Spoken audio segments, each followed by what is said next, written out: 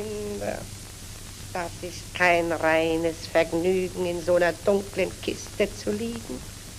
In 2 Teile zerstückelt, den Kopf in Seidenpapier gewickelt. Aber man ist ja nur eine Puppe. Da ist das alles natürlich ganz Schnuppe. So sind sie, die Menschen, und bilden sich ein, selbst etwas ganz Besonderes zu sein. Soll mal einer hier heraufspazieren auf die Bühne da und soll's probieren, all die schönen, niedlichen Sachen, die wir euch zeigen, nachzumachen. Wir aber wollen euch mit unserem Spiel heute ergötzen.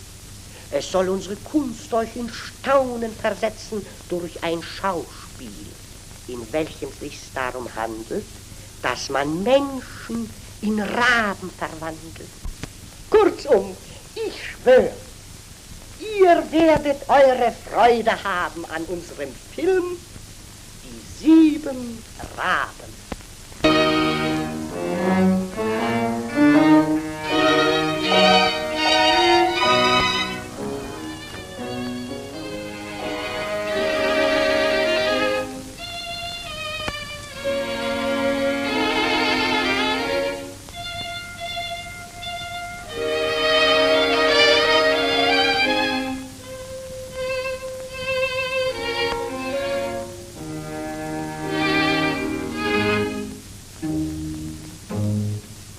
Schönes Mädchen. Schön ist sie, ja, aber doch auch schuld an dem Unglück ihrer Brüder.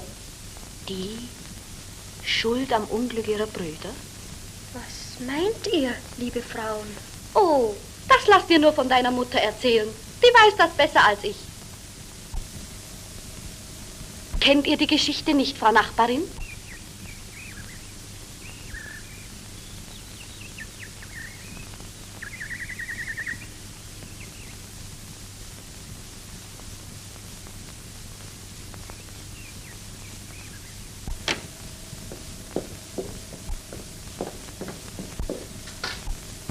Du, Mutter, was gibt's? Die Frauen am Brunnen haben etwas Schreckliches gesagt. Was gibt's? Ist ein Unglück geschehen? Die Frauen haben gesagt, ich sei schuld am Unglück meiner Brüder. Mutter, sag, hab ich Brüder? Wer hat das gesagt? Die Frauen am Brunnen. Ach, diese hässlichen Menschen. Können sie einen denn nicht in Frieden lassen? Mutter, sag, was ist mit meinen Brüdern? Oh, ich habe so schreckliche Angst. Ach, ich sage es ja. Sie hätten dich in Frieden lassen sollen. Mutter, bitte, bitte sag mir, was geschehen ist, was ich getan habe. Du hast nichts getan. Es war ein Unglück damals. Gott sei's geklagt. Und wozu denn von einem Unglück reden, das man doch nicht mehr ungeschehen machen kann? Aber Mutter, warum zeigen denn die Leute mit Fingern auf mich und sagen, dass ich schuldig bin? Nein, sie sollen's nicht und sie dürfen's nicht. Aber jetzt ist's geschehen. Ich habe es nicht gewollt. So sollst du also alles erfahren in Gottes Namen. Jetzt setz dich still hin hier in den Stuhl, wie es einem vernünftigen Menschen ansteht. Ja, es ist wahr. Du hattest Brüder. 7 an der Zahl. Weiß Gott, 7 tolle Rangen. Und sie füllten das Haus bis oben mit ihrem Schreien und Lärmen. Da wünschten wir uns beide sehnlichst ein Töchterchen, damit auch ein wenig Sanftmut in unser Haus käme. Aber lange blieb unser Wunsch unerfüllt. Endlich aber kamst du zur Welt und unsere Freude war groß. Aber du warst schmächtig und klein und solltest wegen deiner Schwachheit die Nottaufe haben. Da schickte der Vater deinen ältesten Bruder zum Brunnen, Taufwasser zu holen. Die anderen 6 aber liefen mit, und weil jeder der Erste beim Schöpfen sein wollte, so fiel ihnen der Krug in den Brunnen. Da standen sie und wussten nicht, was sie tun sollten. Und keiner getraute sich heim. Als sie nicht zurückkamen, war der Vater ungeduldig und sprach, gewiss haben sie es wieder über ein Spiel vergessen, die gottlosen Jungen. Es ward ihm aber Angst du müsstest ungetauft verscheiden. Und im Ärger rief er, ich wollte, dass die Jungen alle zu Raben würden. Kaum war das Wort ausgeredet, so hörte er ein Geschwirr über seinem Haupte in der Luft, blickte in die Höhe und sah 7 kohlschwarze Raben auf und davonfliegen. Da waren sie alle 7 wirklich Raben geworden. Darum also hat die Frau am Brunnen gesagt, dass ich am Unglück meiner Brüder schuld bin. Ach, wie können die Leute nur so dummes Zeug reden? Der Himmel allein hat das Unglück über uns verhängt. Aber wenn ich nicht zur Welt gekommen wäre, dann würden meine Brüder heute noch Menschen sein wie wir. Gewiss, mein Kind. Trotzdem warst du nur der unschuldige Anlass zu all dem Unglück. Du darfst dich deshalb nicht grämen. Und wenn ich der Anlass war zu ihrem Unglück, dann müsste ich wohl auch diejenige sein, die ihnen die Befreiung bringt. Ach, Kind, wie wolltest du das denn anstellen? Kein Mensch weiß, wo sie hingekommen sind. Niemand hat je wieder etwas von ihnen gehört. Habt ihr sie denn gesucht? Geh hin und such sie unter den Raben auf dem Feld. Sie haben so schwarze Federn wie die anderen. Und ihre Stimme, ach, die ist für Menschen so unverständlich, wie Rabenstimmen sind. Aber sie sind ja keine gewöhnlichen Raben, Mutter. So werden sie auch nicht unter den anderen Raben leben und wohnen. Und wenn man sie nur suchen wollte, oh, man müsste sie schon finden. Und wenn du bis ans Ende der Welt wandern würdest, du könntest sie doch nicht finden. Was vermag ein schwacher Mensch gegen die Mächte des Himmels? Aber jetzt ist Zeit, zu Bett zu gehen, Kind. Vater wird heute erst spät nach Hause kommen. Gute Nacht, Mutter. Gute Nacht, Kind.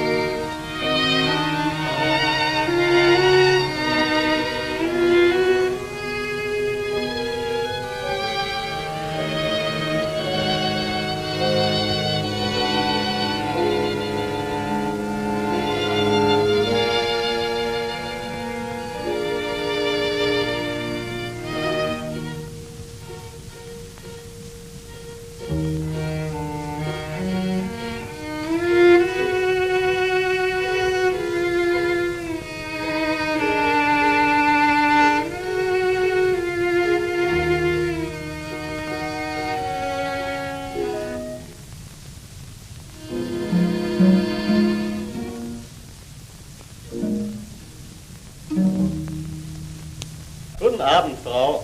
Du bist es, Vater. Ist das Mädel schon im Bett? Was ist, Frau? Du bist so still heute. Ist was los? Ach, diese boshaften Menschen. Man hat sein Kreuz mit ihnen. Warum? Was ist geschehen? Gesagt hat man es von ihren Brüdern. Und dann war nichts mehr zu machen, ich musste ihr alles erzählen. Hol sie doch der Kuckuck, die ganze Bande. Und was macht das Mädel nun? Sag. Ja, natürlich geht's ihr nicht mehr aus dem Kopf. Wer weiß, was das noch werden soll.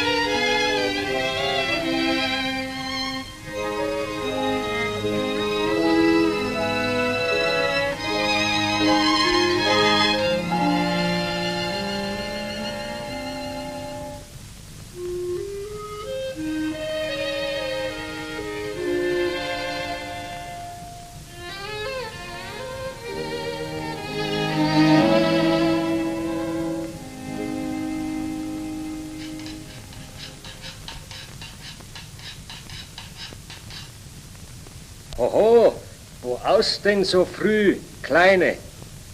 Ich gehe meine Brüder suchen.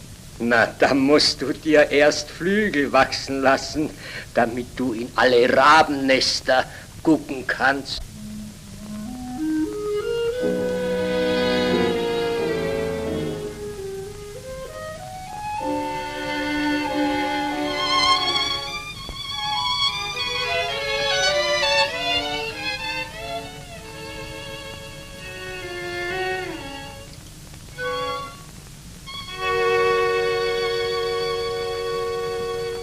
Was tust du denn da, Mädel?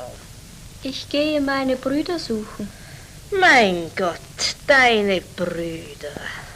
Zu denen führt kein Weg.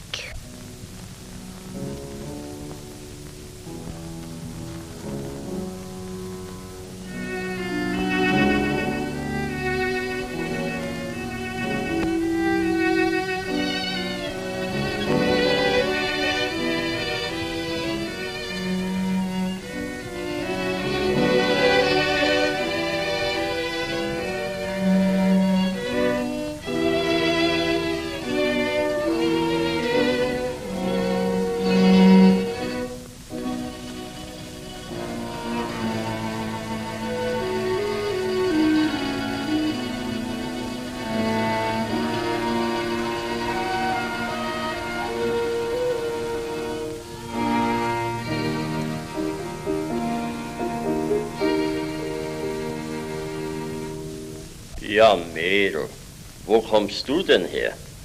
Hast dich wohl verirrt beim Bärensuchen? Oh nein, ich gehe meine Brüder suchen. Hier? Mitten im Wald? Da sind nur Bären und Wölfe, mein Kind. Aber deine Brüder, die findest du hier nicht. Komm, ich will dich nach Hause führen. Ich habe keine Angst vor Bären und Wölfen. Ich will nicht nach Hause gehen, bis ich meine Brüder gefunden habe.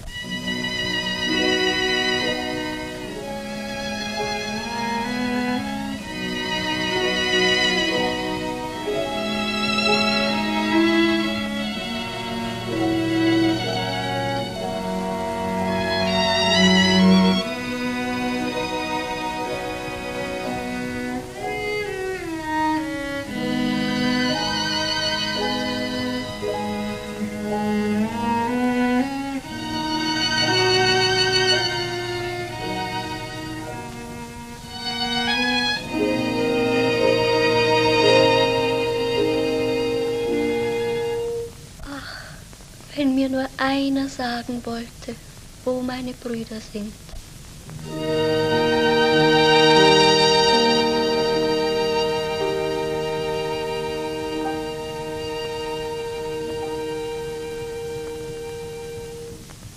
Deine Brüder wohnen weit von hier im gläsernen Berg.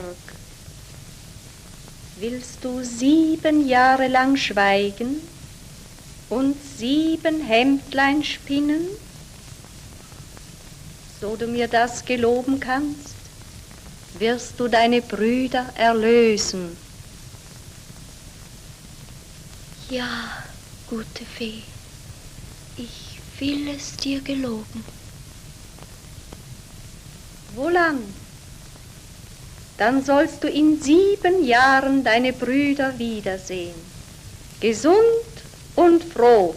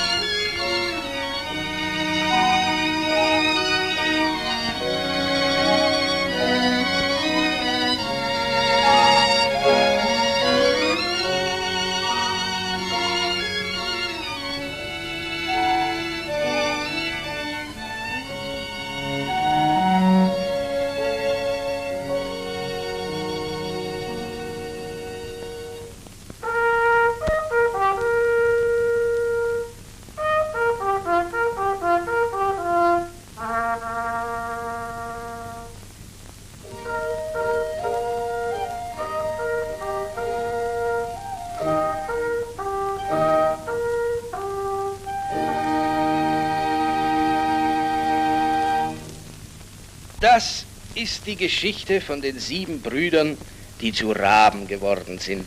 Aber wo sind sie denn hingekommen? Man erzählt sich, dass sie in einem gläsernen Berge wohnen, ganz draußen am Ende der Welt. Dort leben sie in der Gestalt von Raben, aber mit ihren Menschenherzen in der Brust und warten auf den Tag, an dem für sie die Erlösung kommt. Und was ist aus der Schwester geworden? Sie ist von zu Hause fortgegangen, die Brüder suchen. Nun ist sie bereits 6 Jahre fort. Kein Mensch aber weiß, wo sie geblieben ist.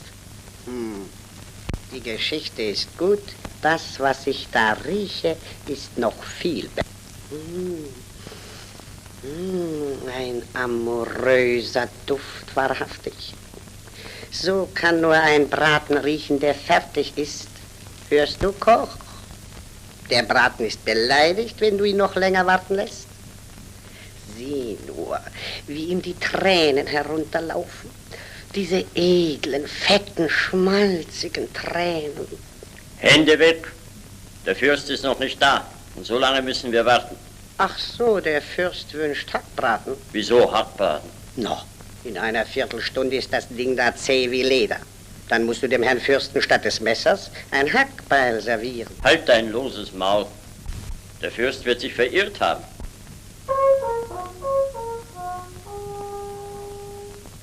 Hörst du? Schon bläst man das Horn.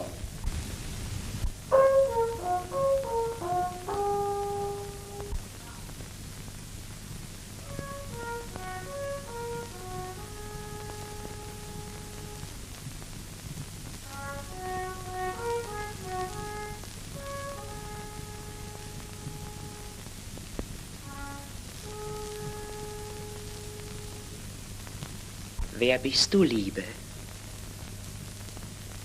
Was tust du hier in diesem wilden Forst? Willst du nicht reden? Wie? Bist du stumm? Hast du die Sprache verloren hier in dieser Einsamkeit?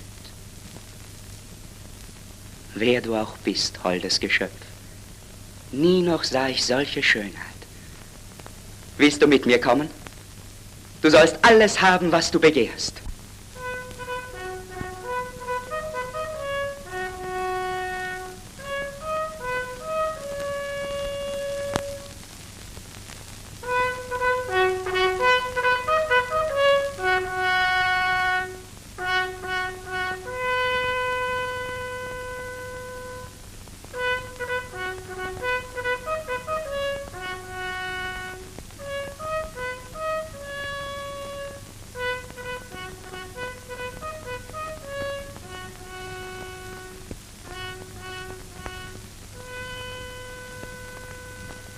Also, der Fürst ist wieder da.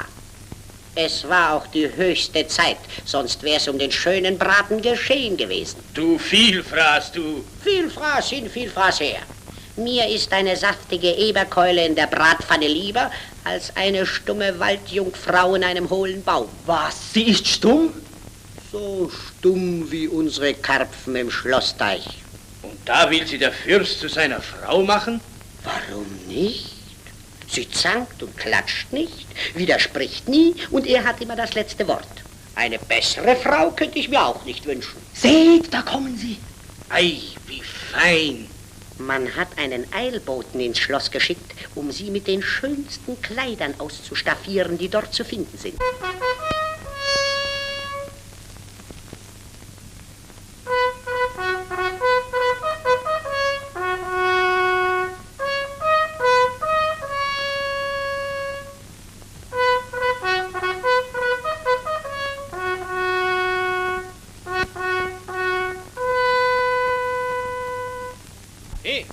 Hans, also du sollst ins Schloss vorauseilen und Nachricht bringen, dass der Fürst mit seiner zukünftigen Gemahlin gleich eintrifft. Du, Jörg, du sollst dem Haushofmeister den Befehl des Fürsten melden, dass alles für die Hochzeit vorbereitet werden soll. Hey, diesmal hat sich die Jagd gelohnt. Auf zur Hochzeit!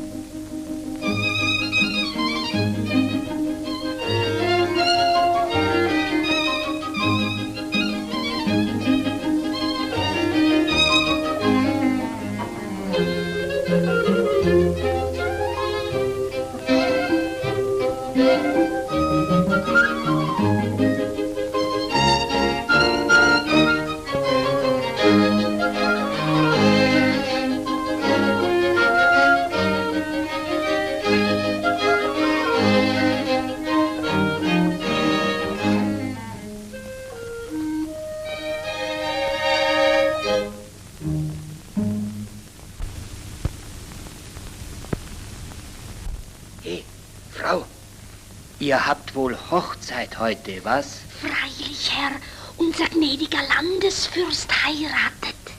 So. Ja, und wie heißt denn die Prinzessin? Prinzessin? Im Wald hat er sie gefunden. Kein Mensch weiß.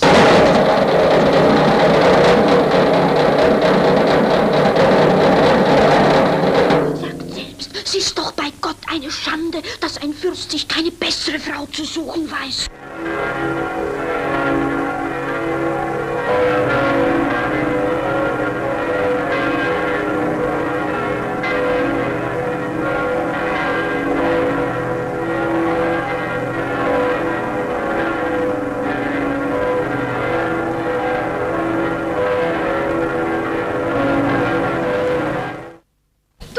Schau, wie schön sie ist. Wie schade, dass sie stumm ist. Gott verhüte, dass ihre Kinder auch stumm werden. Du, ihre Brüder sollen. Komm mit zur Festwiese.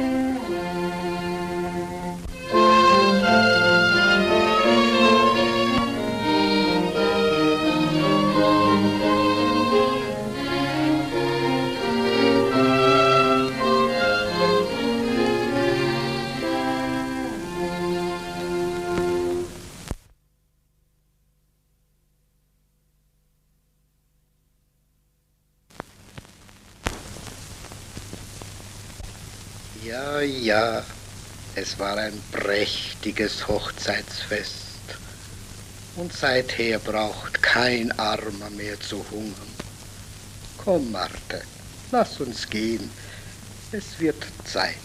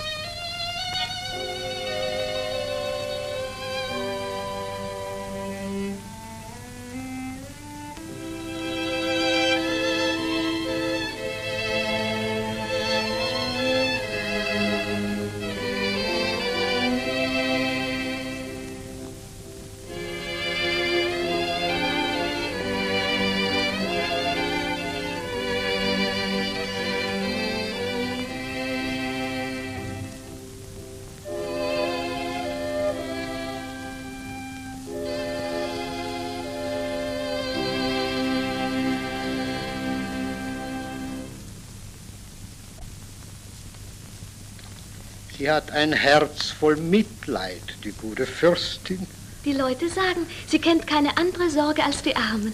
Könnte sich mancher ein Beispiel nehmen von dem Bequemen im Lande.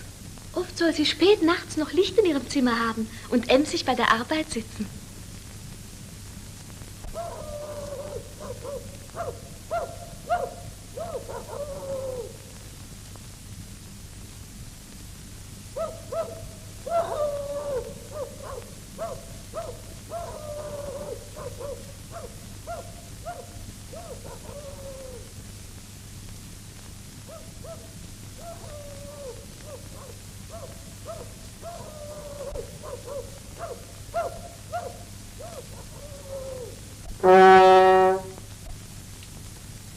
Hört ihr Herren und lasst euch sagen, die Glock hat eben 10 geschlagen. Bewahrt das Feuer und das Licht, damit kein Schaden euch geschieht.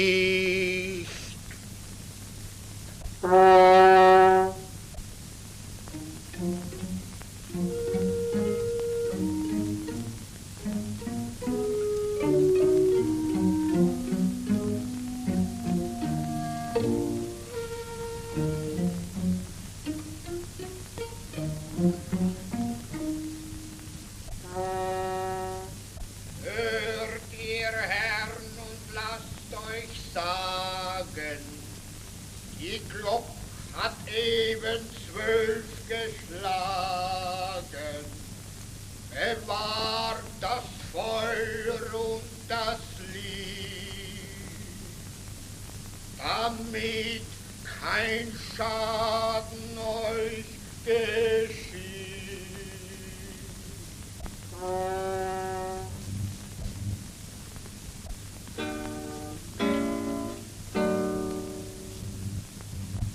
Herr, heute ist der schönste Frühlingsmorgen. Freuen wir uns, dass der grimme Winter endlich überstanden ist. Jetzt ist's gefährlich, Herr, im Park spazieren zu gehen, Warum das? weil die Bäume ausschlagen, das Gras schießt und die Sonne sticht. Gut, Narr. Herein. Ich habe den hocherfreulichen Auftrag, Euer Durchlaucht zu melden, dass heute Nacht 2 Prinzen geboren wurden. 2 Prinzen, sagt ihr? Ich muss sie sehen. Durchlaucht werden gebeten, sich noch einen kurzen Augenblick zu gedulden, bis sie gebadet sind. Sagt, weiß man, ob sie eine Stimme haben? Durchlaucht können unbesorgt sein. Sie haben bereits, mit Verlaub, kräftig geschrien. Dem Himmel sei Dank. Ei, was sind das doch für hübsche Knäblein? Dem gnädigen Herrn sollt ihr euch im Feststaat vorstellen, wie es sich für so edle Prinzen geziemt.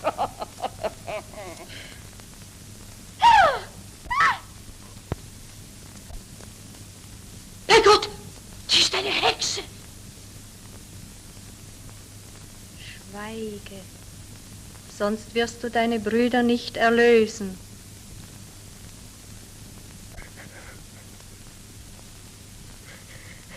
So ist es wirklich wahr? Sprich, um meinetwillen, um deinetwillen, um deiner Kinder willen, sag mir, erkläre mir, was das bedeutet. Eine Hexe ist sie. Das bedeutet es. Und ich sage euch, sie ist eine Hexe. Und ich sage euch, Esel seid ihr. Esel, Esel. Willst du es besser wissen, Narr, als das Hohe Gericht? Sie ist der Hexerei verklagt und morgen soll Gericht gehalten werden. Verklagt, verklagt. Verklagt war schon mancher, dessen Seele so rein war wie dieser Becher Wein. Wenn die eine Hexe ist, bin ich des Teufels Großmutter. Der Narr hat recht. Die Frau hat nichts Unrechtes getan. Sie hat für die Armen gesorgt, wie für ihre Kinder. Wie für ihre Kinder. Ja, ja, die hat sie alle zu Raben gemacht. Nun denn, wenn du schuldlos bist, so sprich, wo sind deine Kinder? Der Zauberei bist du im Verdacht, hörst du? Wenn du Verteidigung weißt, dann sprich. Richter, ihr seht, sie schweigt. Ich fordere dich auf zum letzten Mal. Lass uns wissen, durch deinen Mund oder durch den Mund eines anderen, wo sind deine beiden Knaben? Da du verstockt und beharrlich schweigst, auch uns nicht Kunde und Weisung gibst, was mit deinen beiden Knaben geschehen, so erklären wir dich schuldig der Hexerei. Ich breche den Stab über dich und verurteile dich zum Tode durch das Feuer. Den Tod durch das Feuer. Es ist entsetzlich. Armer Bruder, es ist dennoch so, du bist einer Hexe zum Opfer gefallen. Einer Hexe? Nein. So schön, so rein, so edel. Kann das eine Hexe sein? Eben darum. Hässlich und von niederer Gesinnung hätte sie nie dein Herz zu bestricken vermocht. Weil sie Zauberin ist, kann sie jede Maske wählen, ein Menschenherz zu betören. Du bist herzlos, Schwester. Nein, auch ich habe sie geliebt. Aber kannst du es leugnen, dass ihre Kinder zu Raben geworden sind? Kann das anders als durch Zauberei geschehen sein? Der Gesandte des Gerichts.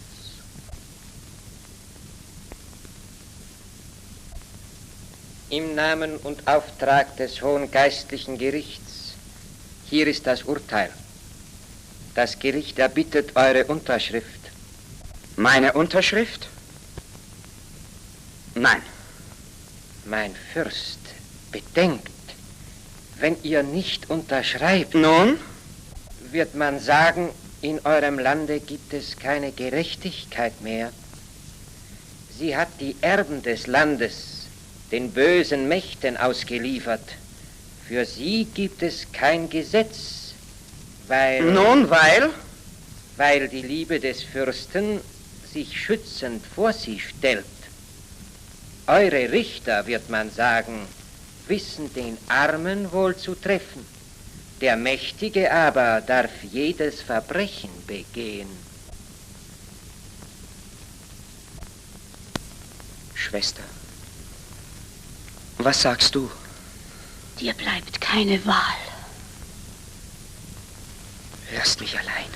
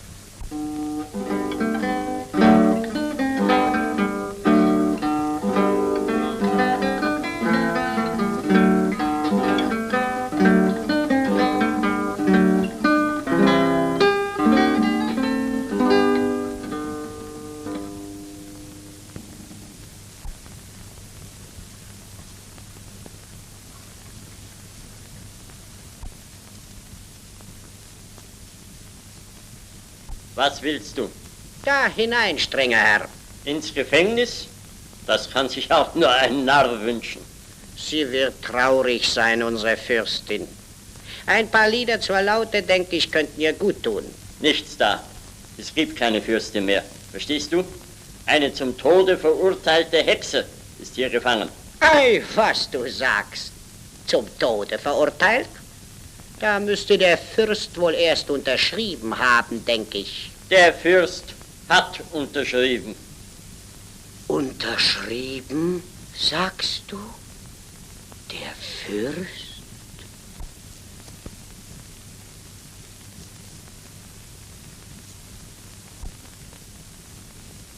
Unterschrieben.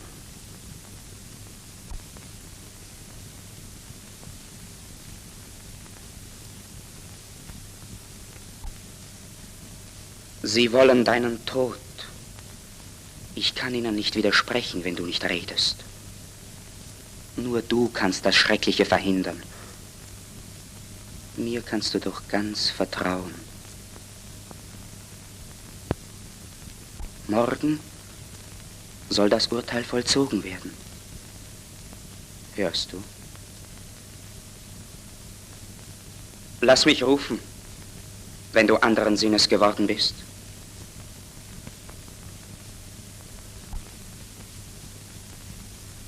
Deine Zeit ist noch nicht um. Gedenke deiner Brüder.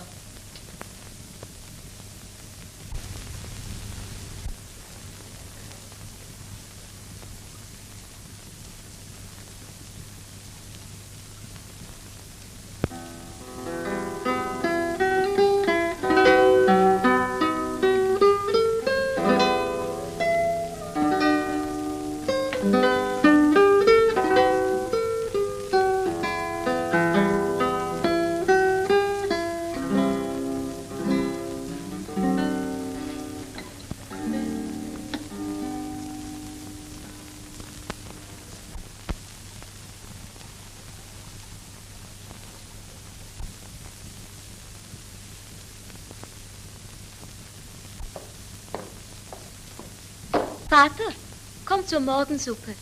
Ich kann nichts essen, Kind. Heute wollen sie die Fürstin verbrennen. Ja, die guten Tage sind nun wohl vorbei.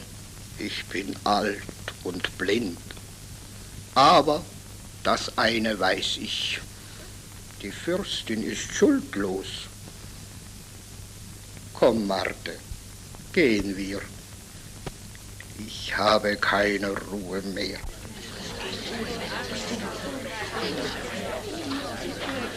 Verurteilt hat man sie. Zum Scheiterhaufen. Verbrennen will man sie. Das lassen wir nicht zu. Sie hat nur Gutes getan. Sie ist keine Hexe. Man soll sie freigeben. Ja, freilassen. Haltet euer Maul. Oder ihr fliegt in den Turm.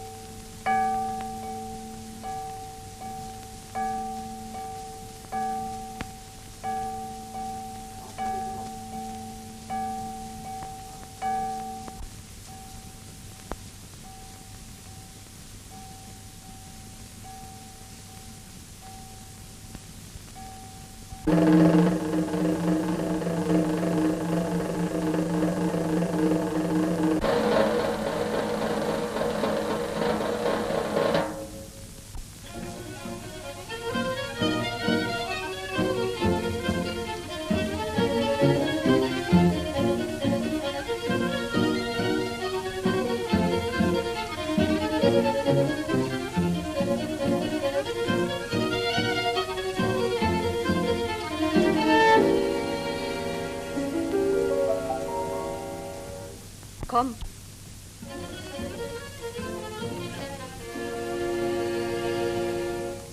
Eure Schwester hat euch erlöst.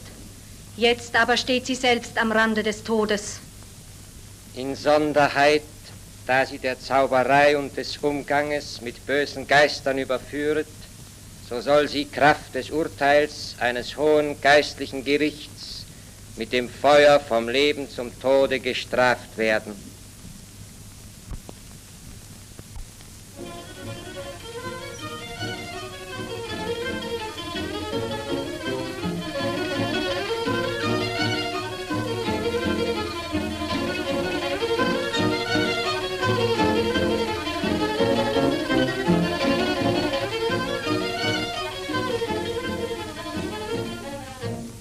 Ihr bleibt bei eurem Entschluss, edler Fürst?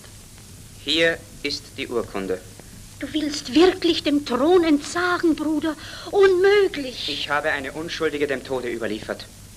Ich will nicht ferner Richter sein über ein Volk. Ihr tatet nur, was das Gesetz erforderte. Das Gesetz mag sie 1000-mal schuldig sprechen. Mein Herz sagt mir, sie war schuldlos.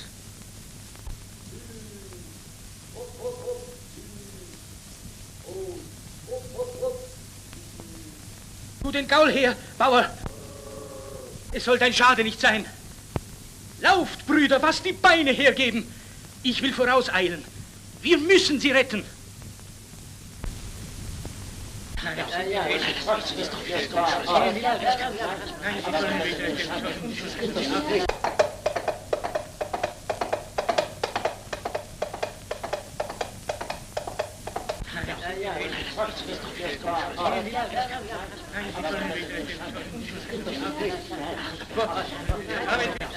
Seht, der Provost hebt den Arm. Das ist das Zeichen, dass der Holzstoß entzündet werden soll. Weh, der Armen.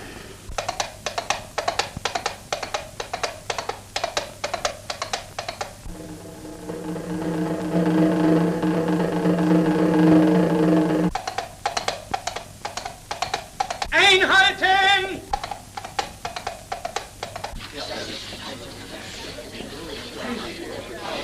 Haltet ein! Haltet ein! Haltet ein! Haltet ein! Haltet ein! Schwester, liebe Schwester, wir sind es, deine Brüder. Du hast uns erlöst.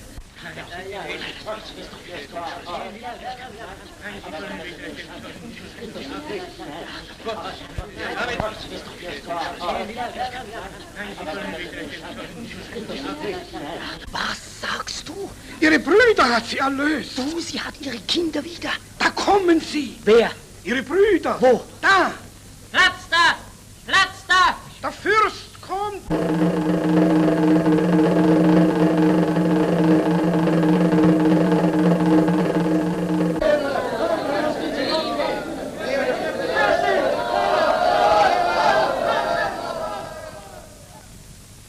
Na, ihr Esel? Hab ich's nicht gesagt? Was? Hab ich's euch nicht immer gesagt? Was hast du gesagt, Narr? Dass sie so unschuldig ist wie ihr, dumm seid. Oho. Zweifelst du vielleicht immer noch? Du, das ist jetzt gefährlich. Der Narr hat recht. Der Narr hat immer recht. Ja, jetzt lacht ihr, jawohl. Aber nach euch, wenn's ginge, wäre sie jetzt nicht mehr am Leben. Doch jetzt ins Schloss mit euch. Der Fürst wird sogleich seinen Einzug halten. Da darf keiner aus seinem Gefolge fehlen.